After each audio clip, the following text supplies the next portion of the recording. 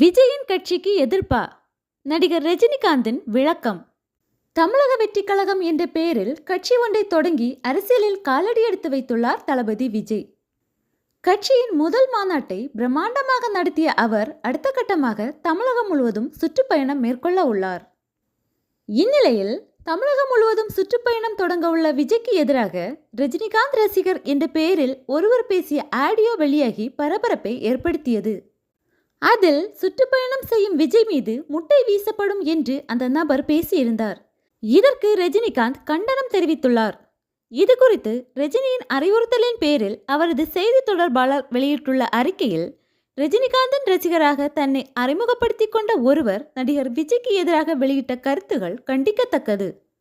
இத்தகைய கருத்துகள் ஏற்க முடியாதவை. உண்மையான ரஜினி ரசிகர்கள் யாரும் இப்படிப்பட்ட செயலில் ஈடுபட மாட்டார்கள். அனைத்து ரசிகர்களும் கண்ணியத்தையும் பரஸ்பர மரியாதையும் காத்துக்கொள்ள வேண்டும். திரைப்படம் மக்களை ஒன்றிணைப்பதற்காகவே இருக்க வேண்டும், பிளவை ஏற்படுத்துவதற்காக அல்ல. ரசிகர் என்ற உணர்வின் பெயரில் எந்த நடிகருக்கும் அல்லது சக மனிதருக்கும் எதிராக வெறுப்பை பரப்பக்கூடாது.